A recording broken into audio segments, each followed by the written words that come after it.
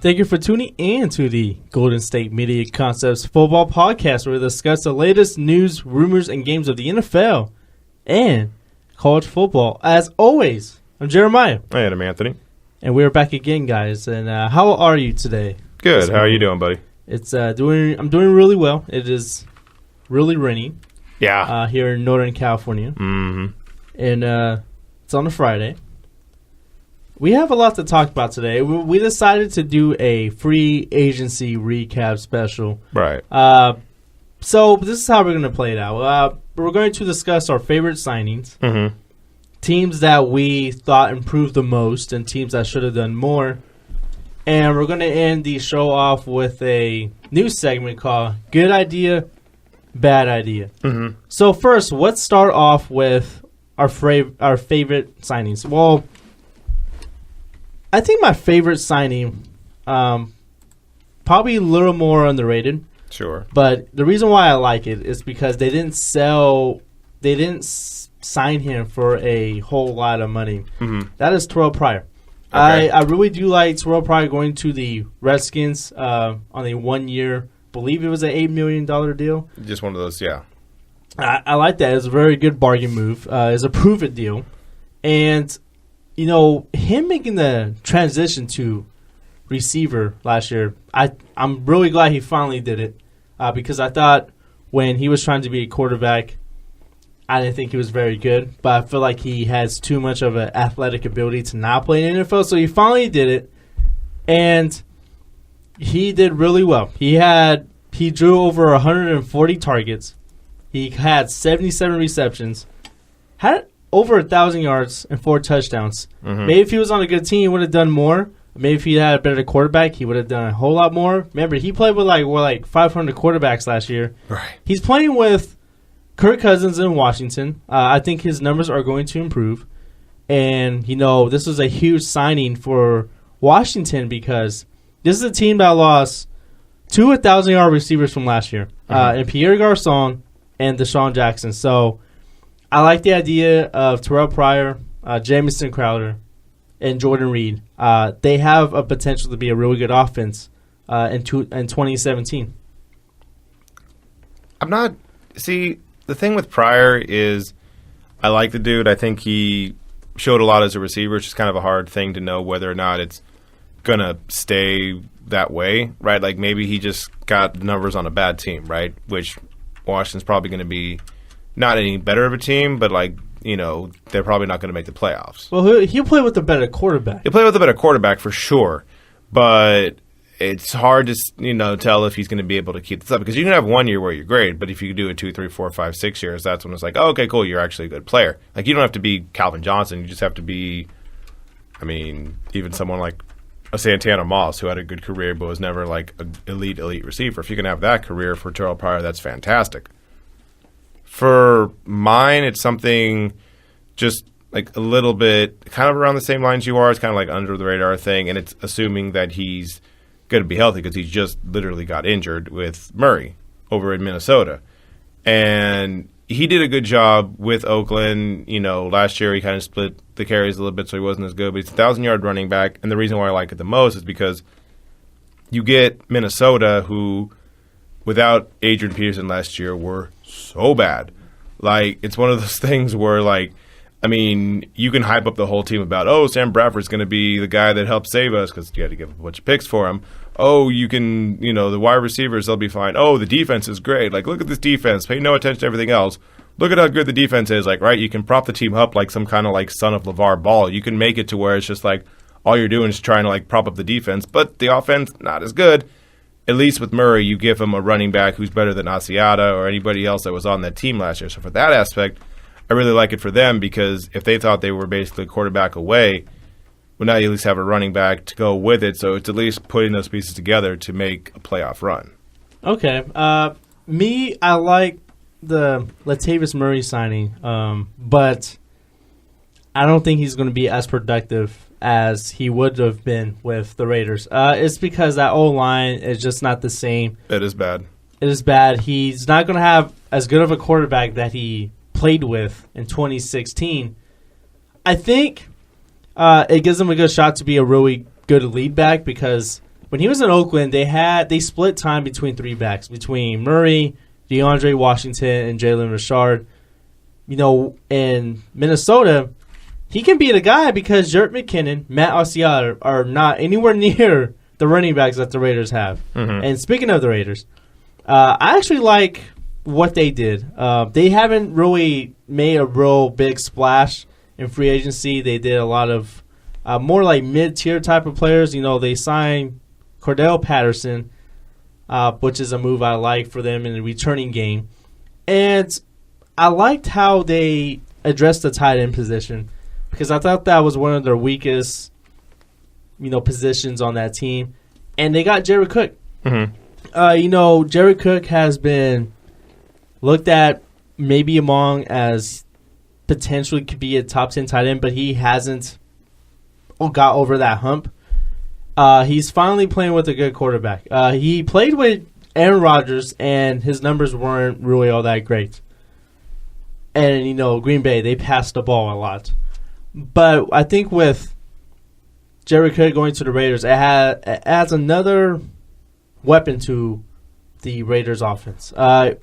That's going to be a potentially good goal line offense. Right. Because when you got Michael Crabtree, who's a really good possession receiver, Amari Cooper, who's a big target in the red zone. Mm-hmm. Now you got Jared Cook, who can be a big target in the red zone. And if they can add a running back through the draft, or they can get Marshawn Lynch, pretty good red zone team. I think they're going to score a lot of touchdowns. I do think Jared Cook's numbers are not going to be high. He's not going to get over 1,000 yards. Right. But I think he can get a lot of touchdowns. Yeah, and it's one of those things. So we're talking about the moves that we like, and they're kind of under the radar. I mean, we could talk about something like an Odell Beckham Jr. finally getting Brandon Marshall. It's kind of his Batman to Robin situation where it's just okay, I have another guy that you have to actually pay attention to, and it's going to make us so much better, right? All these moves, whether it's Jared Cook basically helping round out the Raiders' offense, whether it's Murray helping out Minnesota, whether it's Brandon Marshall going over to the Giants, all these moves make sense in some kind of way, shape, or form, right? This isn't like the Cleveland Browns where, who was it? The old GM for the Colts, Bill Polian, was over on ESPN basically confused about the whole thing, talking about how he didn't understand the move, right? Basically, because why would the Browns want somebody if they're not going to keep them? But the Browns are basically playing a different version. But everyone thinks they're crazy, right? Everyone thinks this strategy that they have is some weird concept, right? But sometimes weird concepts are the ones that end up working out. I mean, if you were to tell somebody, hey, guess what? We're going to have a cartoon. It's called SpongeBob SquarePants. It's about a dude in the bottom of the ocean. He lives in the pineapple under the sea. Makes no sense. We're going to have a comic book about a dude named Captain Underpants. Makes no sense. But they make it, and it's successful. Sometimes, the weird ideas work out the best. So everything we're talking about that we like, I mean, the Browns could do the best thing ever by having Brock Osweiler. Maybe he all of a sudden turns it around and he's a great quarterback. Or they release him and some other team wants him and he's good somewhere else, but the Browns get the picks for him. There's a lot of ways that this whole thing can end up working out. Yeah, and man, what a great Captain Underpants reference there. We got one in the show. Sure, why not? Yeah, that came out left field there. A little bit.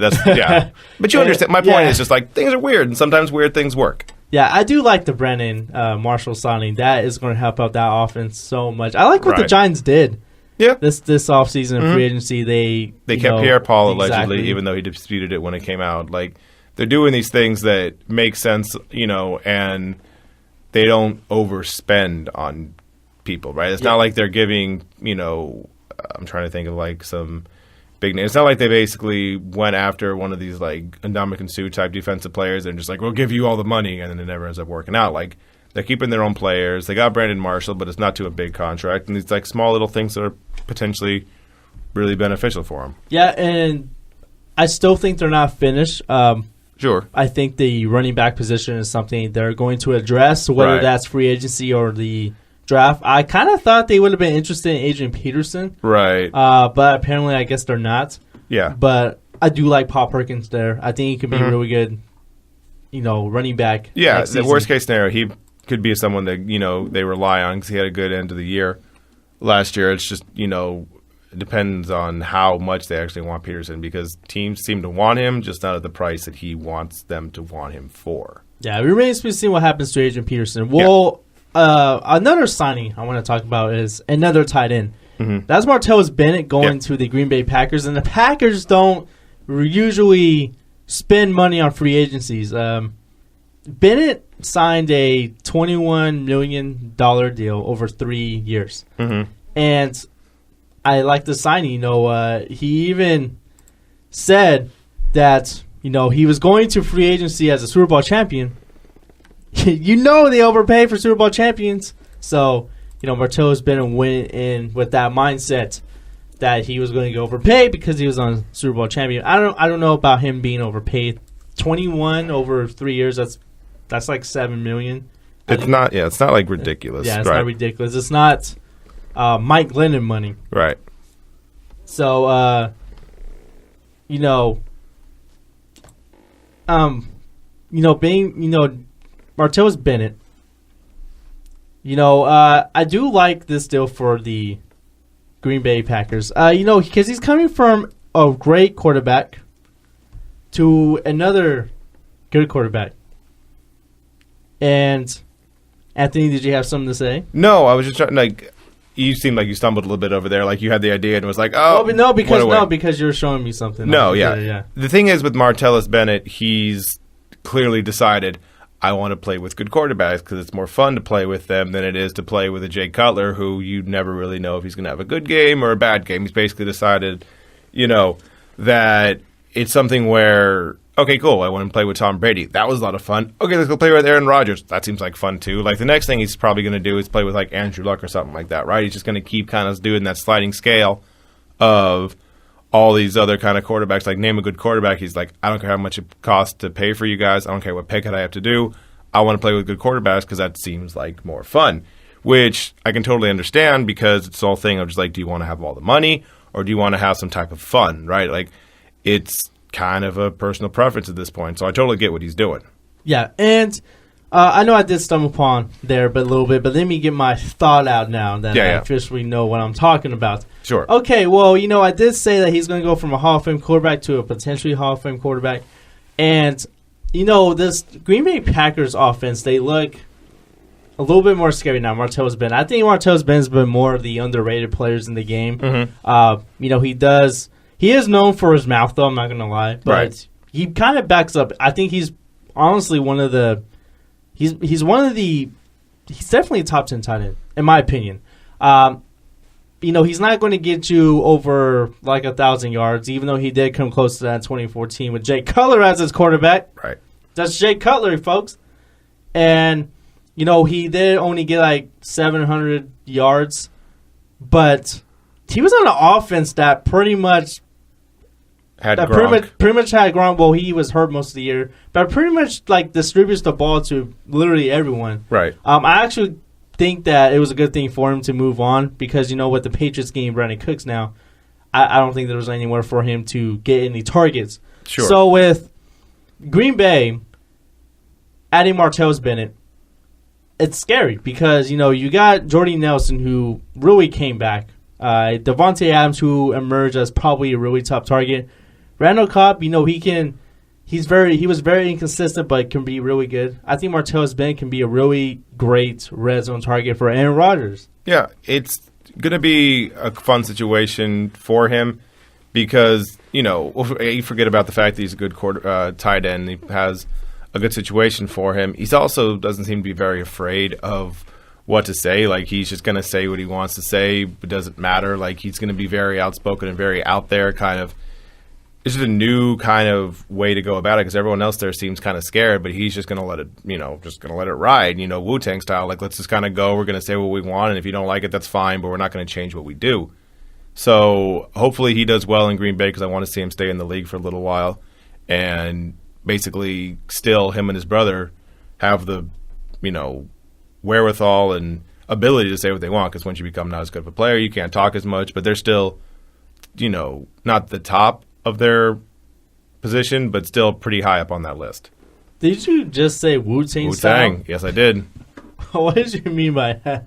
Wu-Tang's a little bit different from what they do, right? They're not like a normal thing or whatever else like that, but they got their own style and they're not afraid to do what they want to do. And, the Bennett brothers seem to be that way in a little bit also. No. You understand what I'm saying? Yeah, I know. I'm just being dumb. Wow. Okay, we went from Captain Underpants to Wu-Tang. It's a lot of things. Yes, it's a lot. That's a lot. It's a lot going on there. All right. Well, on that note, we're going to take our first break here, and when we get back, we're going to discuss teams that have improved the most through free agency. Well, we got a couple teams we want to talk about, and we will discuss all that when we get back from the Going to Meet Concepts football podcast. Tired of searching the vast jungle of podcasts? Now listen close and hear this out.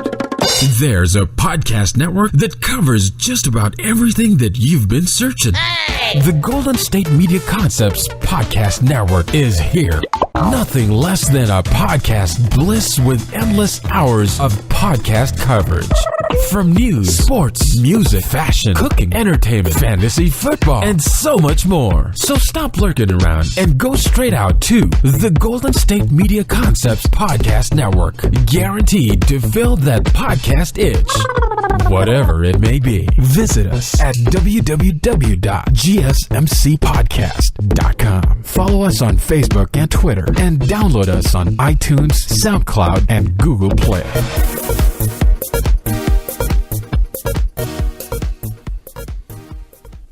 And welcome back to Going to Meet Concepts football podcast. And now we want to talk about teams that have improved this offseason. There's two in particular. Philadelphia, they added some receivers, they needed receivers after that. The way that this group played last year was atrocious, and Carson Wentz had no help, but he still was productive, which was amazing in itself. But now, the Eagles, they added Alshon Jeffrey and Torrey Smith. Right. That's pretty good core of guys. Torrey Smith, I kind of feel like his talent was being wasted in San Francisco. There's no way that they could have. A lot of talent being wasted in San Francisco. Yeah. But there was no way that there's no way he was going to be productive there. There was just no talent around him. He didn't have a very super productive quarterback. Even though Kaepernick did have really solid numbers, in my opinion, they just weren't good. Right. So I think with him going to Philadelphia is going to do really well for him because, you have Alshon Jeffrey who's a possession receiver, but he has some speed to him. Right. He has some speed to him, and he can definitely get those 50-50 balls, and he can be a red zone target. So I think from signing Alshon Jeffrey and Torrey Smith, who is a deep threat, I think he's going to do great in this offense with Carson Wentz. This team improved a whole lot. Yeah.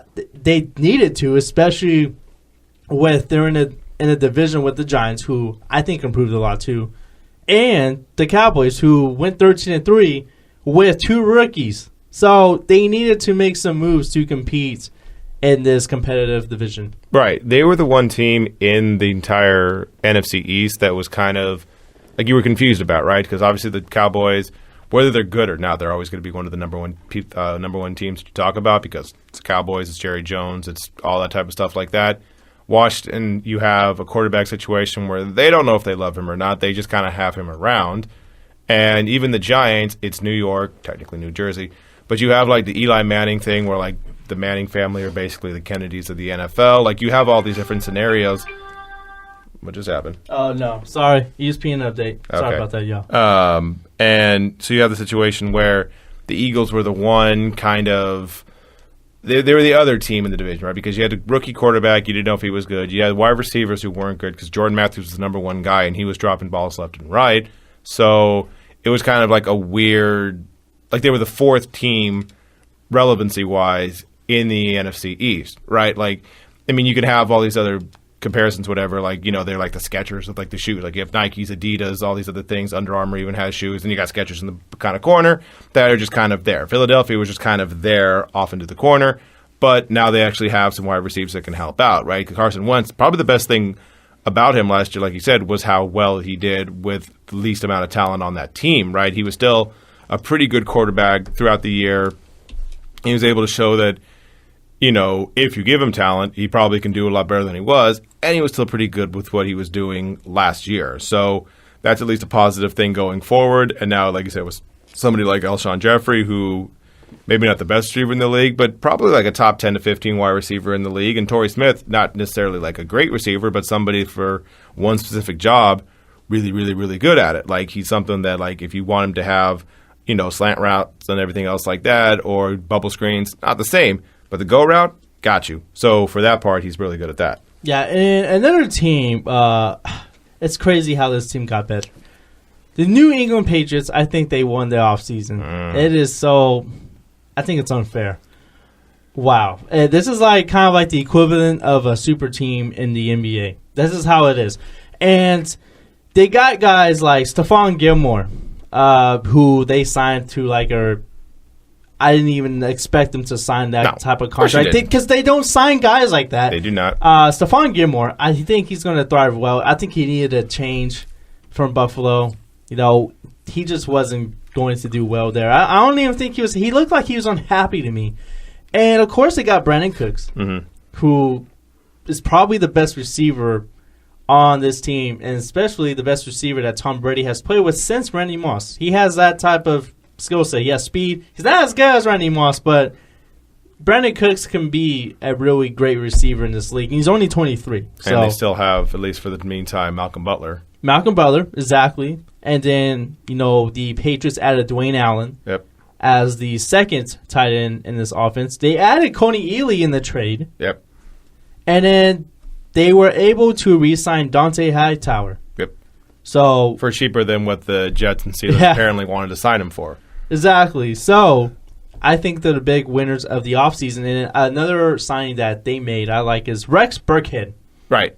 A running back kind of like an all-around kind of thing that you can use him for. Yeah. So, what's your favorite TV show right now? What's the show that you really like to watch? Okay, on top of my head, favorite TV show. Are you into Game of Thrones or Walking Dead? I am into those shows. Okay. But I think the one I've been watching the most on Netflix is It's Always Sunny in Philadelphia. And we talked about Philadelphia. So love that show. That show is really good. I've never actually watched that show all the way through. I kind of That's what I'm doing. I'm watching every episode all the way through. Right. And I'm telling you right now, it is the type of characters that are on that show. Oh, Charlie's the best. No, the Charlie is the best. But the type of characters on that show. Terrible people. The terrible people. And I think it's the best show to... I think it's very therapeutic because it makes me feel better about my life. Right. It's like watching Cops. Exactly. It's like watching Cops and all the things. It makes me feel better about my life. I'm like, I'm not... It's like watching a soap opera. It's like, oh, okay, cool. So my family's not dying in the hospital left and right, but then coming back from the dead. I'm not getting cheated on left and right. It makes you feel better, right? I mean, the Patriots are kind of like a soap opera in a way because it's always on every single day and it's always the same stuff.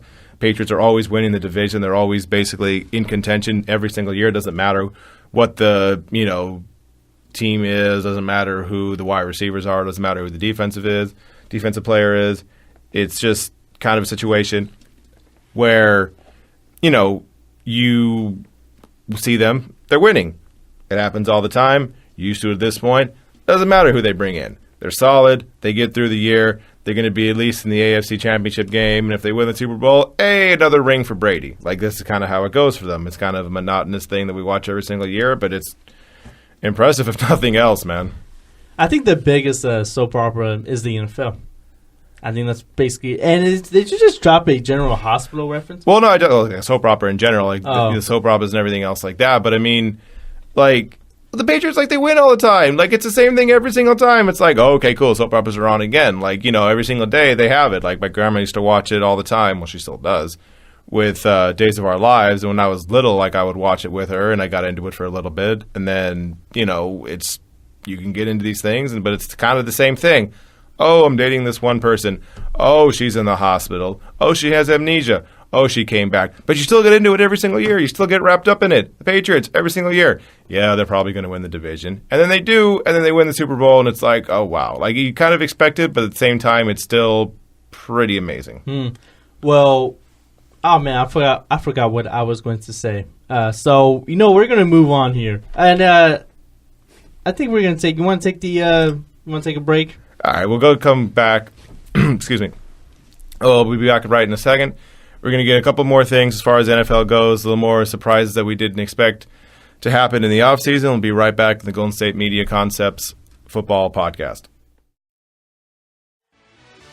Are you looking for help for your fantasy football team? Check out the GSMC Fantasy Football Podcast. Get today's best advice on who to start, who to sit, even who you should draft. From sleeper picks to red-hot lineups, they got it all covered for you. That's gsmcpodcast.com/fantasy-football-podcast. We'll cover traditional leagues, dynasty, PPR, even IDP leagues. When you need fantasy help, there's just one show to hit up. Don't forget to like them on Facebook and follow them on Twitter. Visit gsmcpodcast.com for more info.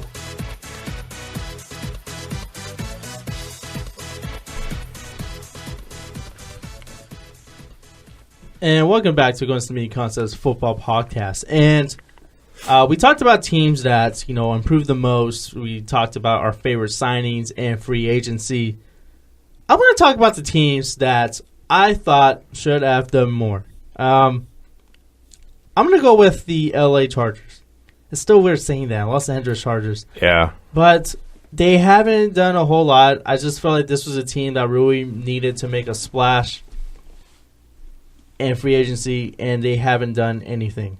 They did re-sign some of their guys that were very important to that team, but they haven't been able to persuade people to go to LA, and I just feel like, they still have practically the same team. But you know what? Maybe that's not a bad thing because, they weren't healthy. But, they lost Monty Teo. He went to the Saints. Mm-hmm. And I think, they should have done more on the defensive side of the ball. That was their weak link last year. The Saints are going to be a little bit better with Manti Teo. The Chargers have never necessarily been... when have they ever, spent a lot of money, right, on, free agents, right? When they were good, the people that they had were kind of their own guys, right? LaDainian Thompson, Phillip Rivers, Antonio Gates. Those people that they had, they never necessarily went out and spent a bunch of money on people. Even Quentin Jammer and stuff like that, it was never anything that was just we're going to spend a bunch of free agency. They're kind of like the Steelers in that aspect, only they're not as good at picking their own players after a certain point, right? The Chargers, it's a weird thing with the Chargers, too, because aren't they going to play in, a stadium that has, 30,000 people in it? This whole season for the Chargers, and even the Rams as well, this whole L.A. experiment that they're basically they're doing, the equivalent of, with movies, how they do, the reload kind of thing, how they had, Friday the 13th come out in, 2009. They're doing the thing of just, they're relaunching these L.A. teams, and so far it didn't seem like people cared about the Rams. The Chargers have the thing where... they're not bad because Phillip Rivers is still a good enough quarterback, but you got to, help the dude out, man. You have to, give him some receivers. I understand it's, hindsight's 20/20, whatever, but, you couldn't have thrown the Saints a bone at all with the whole Brandon Cooks thing. You couldn't have basically said, give us Brandon Cooks, that way we can help out Phillip Rivers. Maybe they do well in the draft. Maybe they get an offensive lineman to basically protect Phillip Rivers. But, yeah, the Chargers... to this point, you would have hoped that they did just a tiny, tiny bit more just to, bring more excitement when they come to Los Angeles. Because this is the first year they're going to be in there, and they're just kind of all right, we got Phillip Rivers. What else we have? Joey Bosa's amazing, and that's great, but, he's not going to, necessarily be J.J. Watt style where you go to watch him. It's the quarterback that's going to do it, and Rivers is, but, he doesn't have anybody to throw to either, which just... Well, he does have Keenan Allen. Yeah, but he gets hurt all the time. Yeah. That's not the same kind of thing. You have him, and he's great, but, if he can't stay healthy, then it's still just Phillip Rivers down by 5 at the end of the game, trying to go 80 yards to win the game, and he gets sacked at the 40-yard line, and up, game's over. That seems to be how he basically does these things. He tries his best, but the team's so bad that they're always down 5 with, 2 minutes to go, trying to win the game, driving 80 yards down the field, and it doesn't work out. Mm-hmm. So honestly, Chargers really need to have a good draft. Mm-hmm. They do. I actually think they might actually take a flyer on one of the quarterbacks in the draft. I really do think so. Because remember, Phillip Rivers is getting older. He's not young. And they're in LA, so they have to get one of those guys, I think, to revitalize possibly maybe that city. Maybe. Another team I thought that should have did a whole lot more. Especially with the division that they're competing in. The Arizona Cardinals, they Right. haven't really done a whole lot. They did franchise tag Chandler Jones, but they lost Calais Campbell, who signed a fat contract with the Jacksonville Jaguars. They didn't really do a whole lot to improve their offense. John Brown, he probably one of their best receivers. He's always hurt. Right. Larry Fitzgerald's coming back, but he's getting up there in age. Yes. Carson Palmer's coming back, but he's about to be 38. Mm-hmm. They haven't done a whole lot, especially on the defensive side of the ball. They lost Tony Jefferson in free agency as well. So honestly, it looks like that Super Bowl window, I think it might be like pretty much closed right now. I think it might just, when you crack the window, I think the door is just cracked right now for the Super Bowl window. It's literally like 2 inches away from closing. See, the thing with them is, you have to have faith in the quarterback, right? That's the thing above everything else, because you have people like Tyrann Mathieu, you have people like Ndike, who they drafted last year, you have Fitzgerald, who's still a bona fide slot receiver that you have to worry about. You have people on the team who, matter enough to where you have to focus on them because they have actual talent on the roster. The problem is you don't know if the quarterback's any good. And, where they're drafting is 13th in the draft, and that's not necessarily where the quarterbacks are going to go. I understand that Mel Kiper had his draft, and he's like, oh, well, I think Trubisky's going to go 12, and Dalvin Cook or Deshaun Watson's going to go 13th. Yeah, they'll probably go higher than that because that's how quarterbacks go. They get drafted high. So 13th, unless they want to trade up and get one of those two quarterbacks, this all hinges on whether or not Carson Palmer can be what he was 2 years ago before the playoffs. Because basically once the playoffs started, so bad.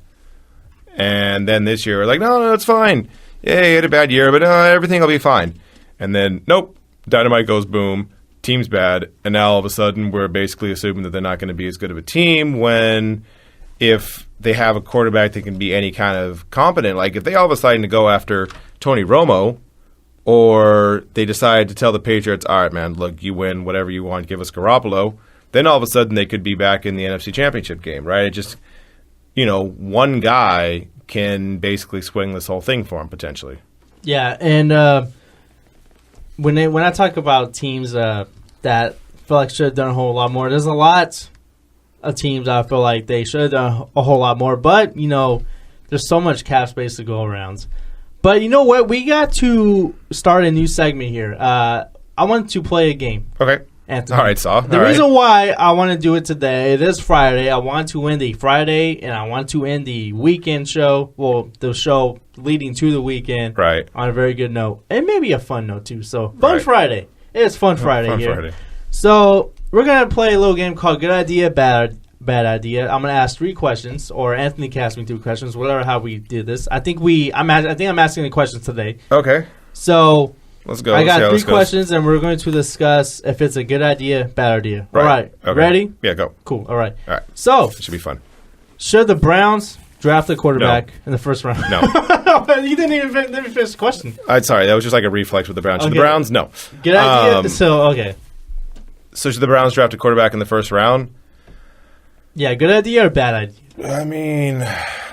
What's the question specifically? Should they draft this specific round? Because I think next year when they're going to be bad again because Browns. I'm talking about this year.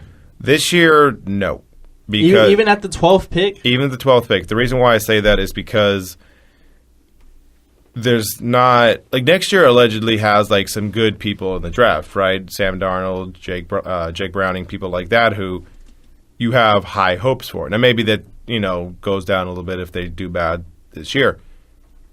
But the people that they have this year, Watson might be that dude and Trubisky might be that dude. There might be people that are just kind of mid-tier quarterbacks that end up doing the Russell Wilson style and just all of a sudden elevating themselves, right? People do that all the time. Chris Pratt went from some dude over in Parks and Rec to all of a sudden he's Guardians of the Galaxy, and oh my God, he's great. And no one really saw him being the super, super, super megastar, even though he was really funny in Parks and Rec.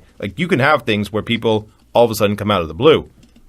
But for the Browns, look, take a veteran quarterback for a year. If it works, it works. If it doesn't and you're still bad again, which you'll probably be bad again, you're going to be a high draft pick, and then take one of the other quarterbacks next year that's one of those like potentially surefire guys. Like I do that more than just throwing everything at Mitchell Trubisky and hoping that he's the guy that pans out. Really? So you don't think they should go with the hometown boy and Trubisky? I mean, Mr. Biscuit there? So I am hesitant because Oh, I'm sorry, Mitchell Trubisky. I mean, yeah, right. It's Mitchell Trubisky. That's weird. I think if it was any other team, like the Vikings, the Bengals, the Steelers, anybody else, I'd be like, yeah, draft him. He'll be fine. The Browns, man. Like, the Browns, they're going to mess it up. Like, there's literally jerseys that have, like, all the quarterbacks' names on them since 1999, and that list is long, and it is not strong. That's so funny. All right. Okay, next question in this game. All right. Should the Saints sign Johnny Manziel? Good idea, bad idea? Bad. Like, long story short, it's a bad idea. Okay. Because then we talked about this yesterday, like, you know, if they were the Green Bay Saints or if they were the Green Bay Saints. Well, I'm saying, like, if they were the Green Bay Saints or if they were the you're saying if they played in another city. Right, okay, if they were the right. Tennessee Saints or, you know, if they were the, you know, Rhode Island Saints. Like a small team, like a thing where it's just like, okay, Johnny, like, you can't really do a lot of stuff here. You can't really get into trouble. You're going to drop him in Mardi Gras? You think that's a good idea? Like, I feel like, you know, fine, he may not be in Los Angeles. Also, New Orleans, not much different. Like, also kind of a crazy city. They let you just, like, walk around with, like, an open six-pack for no reason. Like LA's weird because they got paparazzi. New Orleans is weird because it's just basically like, why do you have a full bottle of Jack in your hand? Because I wanted to drink. And they don't stop you. They just let you keep going. It's weird. That whole city's weird. So putting him in there with his past, not the best idea. And for the Saints, like, why? For who? For what? Like, what's the reason why you're actually going to do that? Just because you want to, like, sell some more tickets? Like, it's not like he's going to play. And you're going to have people, like, swarming around you in the media, so it's probably not a smart idea for him, for that team either.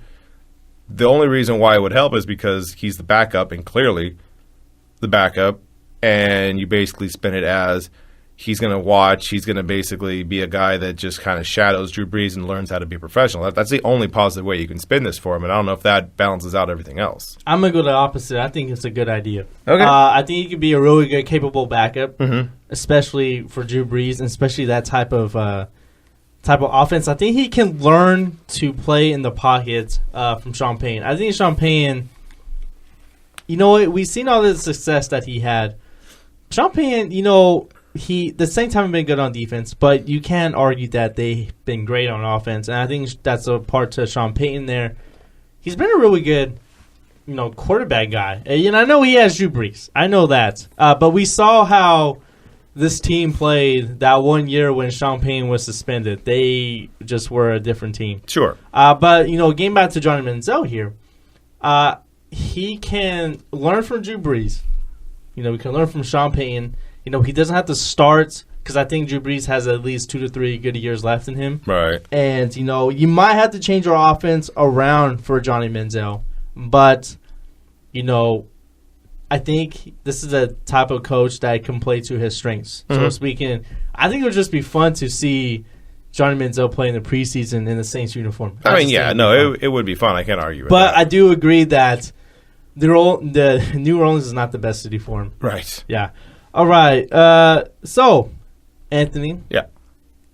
Panthers extend Jonathan Stewart to a 1-year deal. Good Right. idea, bad idea. I mean, like, hold on. Here's the thing, though. With Jonathan Stewart, like, Jonathan Stewart is, like, a fine enough running back, right? He is somebody who, you know, is going to probably get a lot of records for the Carolina Panthers because he's been there for, like, 50,000 years. But, like, I mean, he has. Like, that dude, but it was him. That team wasn't even around that long. Semantics. It's fine. Like, Jonathan Stewart's been in the league legitimately for 10 years, and all of them is going to be with the Carolina Panthers. Like, this is going to be his 10th year. And he, in those 9 years so far, has 6,600 yards rushing for his career, which, as a running back goes, pretty good. Like, not Hall of Fame or anything like that, but you had a really good career. You know, you had 45 touchdowns. You had a very solid career. Problem is, only one of those years you ever had more than 1,000 yards, and only another year he had over 900 yards rushing. So it's like because he split time with D'Angelo Williams a lot. Like, I don't know why you're doing this. Like, they brought back Julius Peppers too, right? They're trying to like cling to the past or something. Like, I'm not really 100% sure what they're doing. Like, you have Cam Newton. I feel like they're doing the same thing that like the Colts did all the time, where it's like, hey, we got Peyton Manning, we'll be fine. Hey, we got Andrew Luck, we'll be fine. Hey, we got Cam Newton, we'll be fine. Sure. But you probably need a better running back to run the ball than Jonathan Stewart, considering the fact that he was born in 1987, and, that makes him 30, or at least he will be by the time the season starts. And maybe you should kind of start looking at a younger running back, maybe. Even if they did it for like a short contract, because I'm not sure exactly what the contract was. You probably should look other directions. Like, he's fine. But, I mean, last year the dude had 824 yards rushing, which is nice, but also, again, 30. Like, you probably should go younger. Yeah, I think it's a bad idea, too. There's so many running backs that you can get in the draft this year. Right. I think Leonard Fournette. Yeah. I think it can be great, but I think Jacksonville might pick him at number 4. Yeah, but there's like 5 guys. But if Jacksonville does pass on Fournette, I don't know why I'm saying his name with that L still. Fournette, I think he can go all the way to the Panthers at number 8. But we'll just say Fournette is in the top 5. This is a great running back class. Trade down and get McCaffrey. Trade down more and get Mixon. Like, there's a bunch of things you can do. You can get Dalvin Cook. Don't forget about him. Right. You got the dude from Tennessee, Alvin Kamara. We always forget about him for some reason. He gets lost in the sauce. Joe Mixon, he's not going to go first round. I like that phrase, by the way. What, lost in the sauce? Yeah. You never heard it? No. I like that. Wow, okay. It's lost in the sauce. I'm going to use Lost that. in the sauce? Pretty good, actually. And then that's the name of the episode. I'm kidding. That's not the name of the episode. But I do think, I was saying Joe Mixon is not going to be a first rounder. He has way too much baggage, but I do think he is a talented player. Christian McCaffrey could be a really good player for, I think, any team. I think they just have to use him properly. Right. He's not going to be the guy that's going to be a downhill runner. He's not going to be a bruiser. No, he's a guy that you can get in space. Dalvin Cook, I think he's one of those really rare 3-down backs that you can put in any type of offense. I think he's one of those guys. So, honestly, I think they should have just waited till the draft. But, maybe they're doing this for depth in case they do want to go that route. I mean, if Jonathan Stewart wouldn't be a bad number 2 option. No, if he's your second string, that's fantastic. Like, if he's your second running back, like, that's really good. Like, it's just, I don't know, man. Like, it's, I guess he's going to finish his career off with the Carolina Panthers, and that part's nice because it's kind of like he's one of like the, big Panthers of all time, like one of the most historic ones, even though the franchise itself is kind of young. Like, I get it in that aspect, but if that's all you do, like, that's not helping anybody, considering you got a quarterback who just had rotator cuff surgery and kind of is a big guy that runs into people a lot, and that doesn't translate to being in the NFL for a long time, so you probably should start winning. And if this is the only running back that they have as far as, like, the number 1 guy, like, I don't really know why you did this. It seems kind of strange. All right. Well, that was a good segment, a good idea, bad idea. I think I kind of liked it. It was kind of cool. Yeah, man. I think this. We need to add some music every time we do this. Man, we need to get like some. I don't know why we don't have music when we do these segments. We need to start adding it. I'm gonna have to talk to the head honcho about that. Right. But that's going to. I was gonna say include. I was gonna say that includes. No, that's going to conclude our show, guys. We'll be back. Well, I will be back on Monday. You won't be here. You'll be lost in the sauce again. I'll be lost in the sauce until Wednesday. Yeah, you'll be returning. But I'd like to thank you guys for tuning in. As always, I'm Jeremiah. And I'm Anthony. And thank you for tuning in to the Golden State Media Concepts Football Podcast. You guys have a great day.